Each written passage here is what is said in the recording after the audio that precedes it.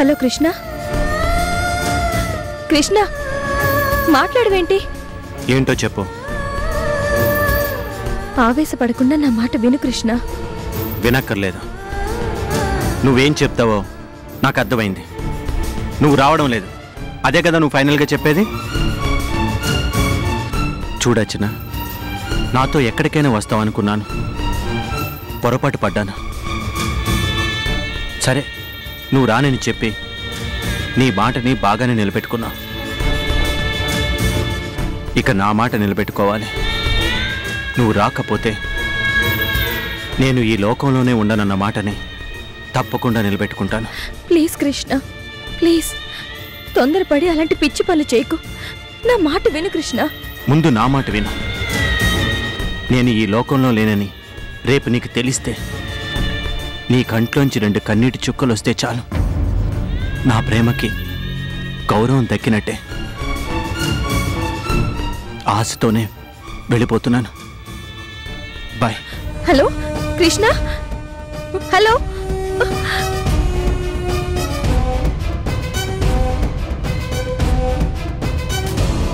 నేను మీ ఇంటి దగ్గరలో ఉన్న గాంధీబొమ్మ జంక్షన్ దగ్గర వెయిట్ చేస్తున్నాను. నీకోసం 15 నిమిషాలు వెయిట్ చేస్తాను అర్చన.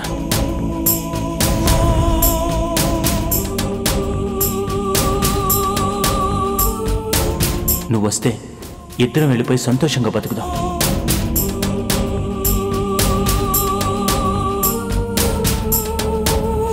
లేదంటే నీ కృష్ణ నీకు శాశ్వతంగా కనపడ్డా.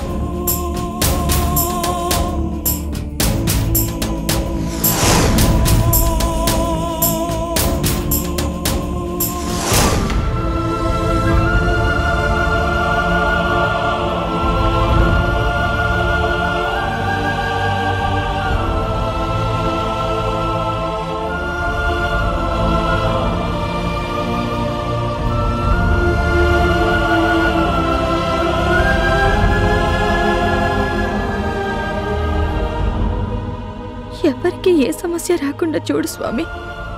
నేను వెళ్ళి నచ్చ చెప్పడానికి ప్రయత్నిస్తాను. ఆ తర్వాత నీదే భారం.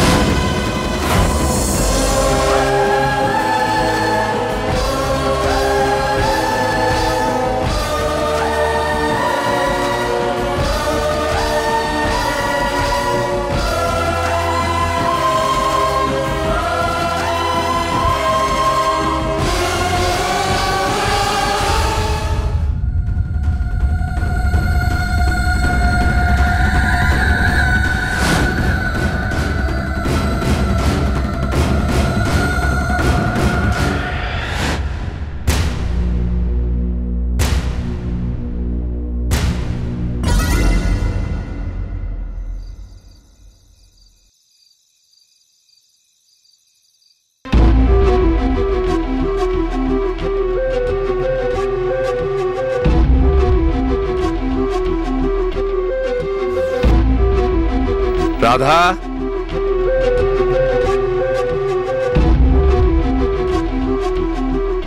రాధా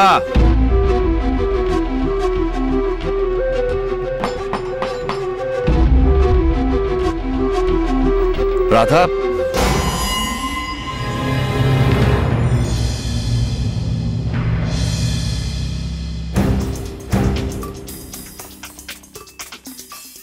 తలుపు లాక్ చేయలేదు. రాధా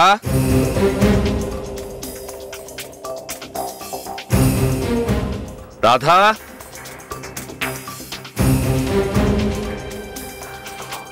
అర్చన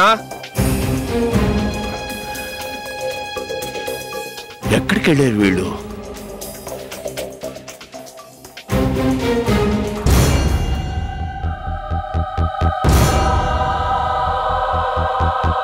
రాధా హే ఏమైంది? మీరా? కొత్త టాబ్లెట్లు వేసుకున్నాను కదా, బాగా నిద్ర పట్టేసినట్టుంది. ఏమైందండి? ఏమైందా? నువ్వు నీ కూతురు తలుపులు లాక్ చేయకుండా పడుకున్నారు. అయ్యో, రోజు తలుపులవి చూసి చివర్లో పడుకునేది నేనేనండి. కానీ వేళ నాకు నిద్ర పట్టడంతో పాపం అర్చనకి అవేమీ తెలియక మర్చిపోయి తలుపేయకుండా పడుకుందనుకుంటాను. సరిపోయింది, ఇద్దరికిద్దరును. ఏంటో మీ చేత తిట్లు తినే యోగం ఉన్నప్పుడు ఇదిగో ఇలాగే జరుగుతుంది. సర్లేండి, రండి భోజనం వడ్డిస్తాను. నాకు ఆకలిగా లేదు. భోజనం పేరుతో టైం వేస్ట్ చేయొద్దు. ఎందుకంత తొందరపడుతున్నారు? మళ్ళీ ఎక్కడికైనా వెళ్ళాలా? అవును వెళ్ళాలి, కానీ నేనొక్కడే కాదు, మన ముగ్గురం వెళ్ళాలి. ముగ్గురం వెళ్ళాలా? ఎక్కడికండి? ఈ ఊరు వదిలి వెళ్ళిపోదాం రాధా. ఊరు వదిలి వెళ్ళిపోవడమా? ఏంటండి, ఏమైంది? ఏదన్నా సమస్య వచ్చిందా? మనం ఈ ఊర్లో ఉండడమే ఒక ప్రాబ్లంగా అనిపిస్తోంది. మనం ఇక్కడ ఉండి ఎవరికి సమస్య కాకూడదు. మనం ఇక్కడ ఉండడం సమస్యని ఎవరన్నారండి? ఎవరైనా అనాలా? మనకు మనం అర్థం చేసుకోలేమా? నేను అర్థం చేసుకున్నాను, అందుకే ఈ నిర్ణయానికి వచ్చాను. నా నిర్ణయానికి కట్టుబడి మీరిద్దరూ నాతో వస్తున్నారా లేదా? అదేమిటండి అలా అడుగుతారు? మీ వెంటే కదా మేము. మీరెక్కడికంటే అక్కడికి మీతోనే వస్తాం. కానీ ఈ నిర్ణయం తీసుకునేటప్పుడు మీ ప్రాణ స్నేహితుడు హర్షబాబు గారి గురించి ఒక్కసారైనా ఆలోచించారా? ఆయన్ని సమస్యల్లో వదిలేసి వెళ్ళిపోతున్నానంటున్నావా?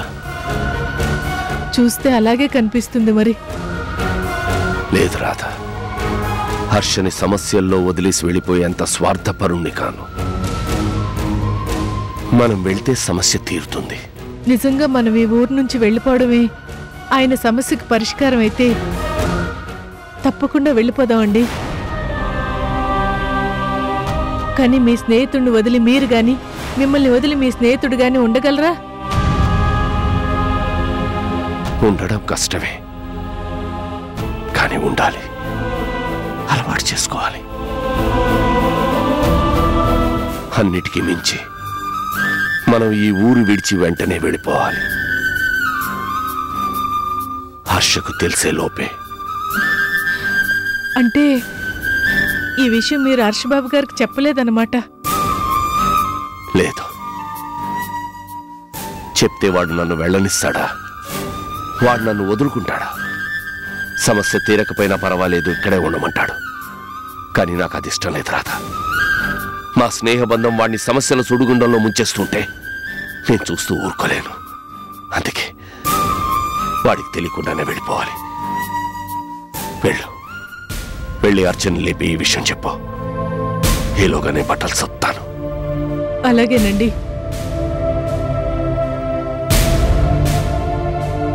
అర్చనా, అర్చనా, అర్చనా,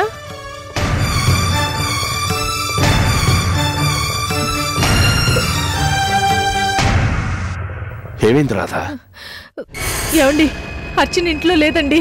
ఏమైందో ఏమిటో. ఇంట్లో లేదా?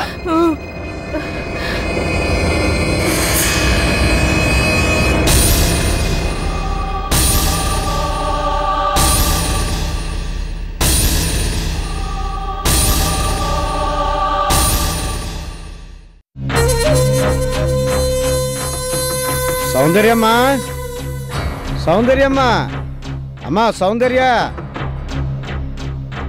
సౌందర్యమ్మా.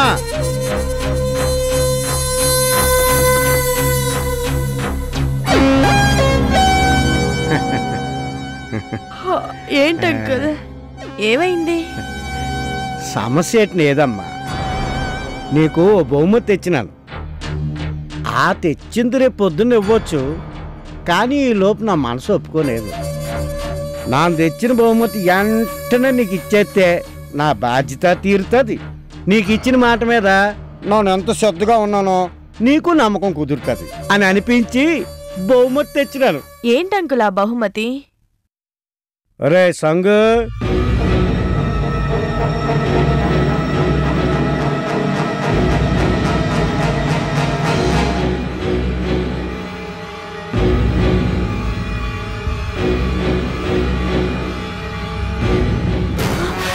కృష్ణ, కృష్ణ, కృష్ణ, కృష్ణ, ఏమైంది అంకుల్? కృష్ణ, కృష్ణ, కంగారు పడిపోకమ్మా. నీ కిట్నకి ఏటి అవలేదు. కోసంత మొత్తం మంది పీల్చినాడు, నిద్రలో జారుకున్నాడు అంతే. రేపు మధ్యాహ్నం కల్లా లేసుకోకుంటాడు.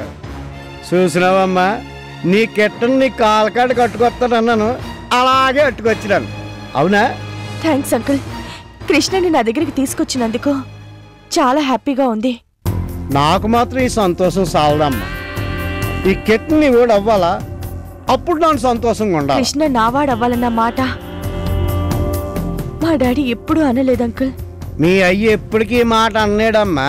ఎందుకంటే మీ అయ్య ఆలోచనే ఏరు కదా. అయినా ఇప్పుడు ఆ ఊసేలా ఎవరు అవునన్నా ఎవరు కాదన్నా నీకు కిట్నకి పెళ్ళి అయ్యే తీరుతుంది. నానా మాట్లాడింది చాలు, ఇకరా. పాపం సౌందర్యం నిద్రపోవాలి. ఓ సుండ్రా, చెప్పాల్సిన 4 ముక్కలు చెప్పి వెళ్ళకపోతే పాపం అమ్మికి ఏది తెలుస్తుంది? చూడమ్మా, ఇప్పుడు నా నట్టుకొచ్చిన మడిసి ఎవడైనా ఆ మడిసి నీ అనుమతి లేకుండా ఈ అప్పలనాడు కోట నుంచి బయటకు పోనాడు. నా కృష్ణ బయటికి వెళ్లకుండా నేను చూసుకుంటాను అంకుల్. ఆ రెస్పాన్సిబిలిటీ నాది. నాకిట్టని నువ్వు అనుకుంటున్నావు, కానీ అతగాడు అనుకోవద్దా? ఓ రోజులు వెళ్ళిపోవడానికి సిద్ధపడిపోన్నాడు. కోసంత ఆలస్యం అయితే మళ్ళీ ఈ కెట్టని నీకు దొరికేవాడు కాదు. కొద్దో గొప్ప నీ అదృష్టం బాగుంది కాబట్టి మా చేతుల్లో పడ్డాడు, నీ కాళ్ళ ముందుకు వచ్చినాడు. జాగ్రత్త చూసుకోమా. అలాగే అంకుల్. మీరు పదండ్రా. అలాగే పదండ్రా. జాగ్రత్త చూసుకో అమ్మా.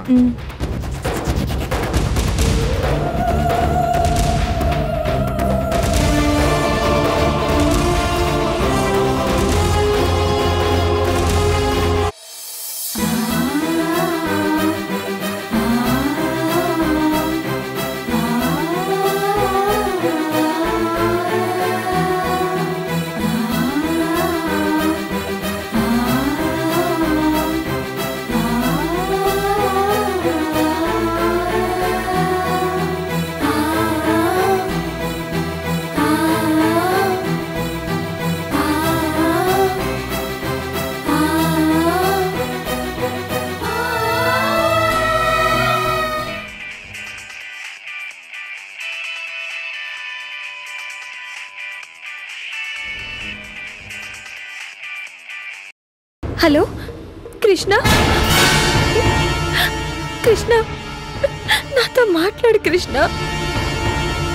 నా మీద నీకు కోపంగా ఉందని నాకు తెలుసు కృష్ణ. నువ్వు చెప్పినట్టుగానే గాంధీ విగ్రహం దగ్గర నేను ఎదురు చూస్తున్నాను కృష్ణ. నేను నీతో పాటు వచ్చేయడానికి కాదు, నీ పంతం మానుకోమని చెప్పడానికి. కృష్ణ, ఇలా వచ్చిన సమస్యకి అధైర్యపడి పారిపోకూడదు కృష్ణ. ధైర్యంగా సమస్యను ఎదుర్కోవాలి. ఒక్కసారి నా మాట విను కృష్ణ. నువ్వెక్కడున్నా ఎక్కడికి రా. నువ్వు వచ్చేదాకా నేను ఇక్కడే ఎదురు చూస్తూ ఉంటాను కృష్ణ.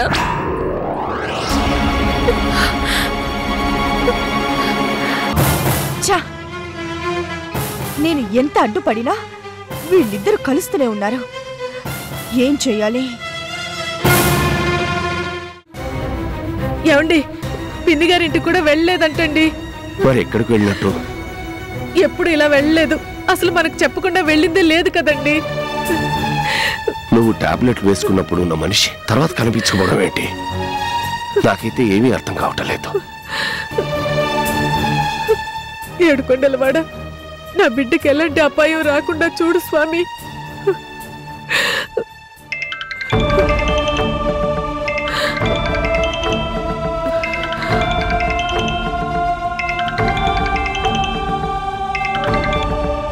హలో,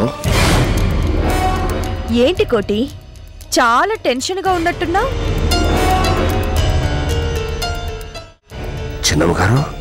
అవును, నువ్వు అప్పుడప్పుడు చాలా గర్వంగా చెప్పేవాడివి నీ కూతురు చాలా పద్ధతైన మనిషి అని, చదువు తప్ప వేరే ధ్యాసే లేదని, ముఖ్యంగా ఈ రోజుల్లో ఉన్న ఆడపిల్లల్లాంటి ఆడపిల్ల కాదని చెప్పి చాలా మురిసిపోయేవాడివి, గుర్తుందా? చిన్నమ్మగారు, ఇప్పుడు ఆ సంగతులన్నీ ఎందుకమ్మా? బిడ్డ కనిపించట్లేదని చాలా టెన్షన్గా ఉన్నాం. నా మీద కోపంతో అర్చన ఏమీ చేయొద్దు. చా, ఇప్పటికీ నీ దృష్టిలో నేను చెడ్డదాన్నే. నీ అర్చనని ఏదో చేసేస్తానని ఆలోచిస్తున్నావా? నీ బిడ్డలాంటి దాన్నంటావు. నీ బిడ్డనే అయితే ఇలా ఓ దుర్మార్గురాల్లాగా ఆలోచిస్తావా? ఆలోచించవు. అదే అర్చనైతే ఎక్కలేని మంచితనం నీకు కనిపిస్తుంది. ఈ సౌందర్య అయితే మహా చెడ్డది. నీ ఆలోచనే అట్టుగా తప్పుగా పోతుంది కదా? చిన్నమ్మగారు, నా ఉద్దేశం అది కాదు. నీ గౌరవం కాపాడటానికే నీ కూతురు అన్నట్టు నువ్వు గర్వపడేవాడివి కాదు. నువ్వింకా ఇలాగే ఆలోచించు. ఏమీ తెలియని అమాయకురాలని నువ్వనుకుంటున్నావు, కానీ నీ కళ్ళు కప్పి ఆ కృష్ణతో హ్యాపీగా ఎంజాయ్ చేయడానికి ఊరు దాటి వాడితో పారిపోతోంది.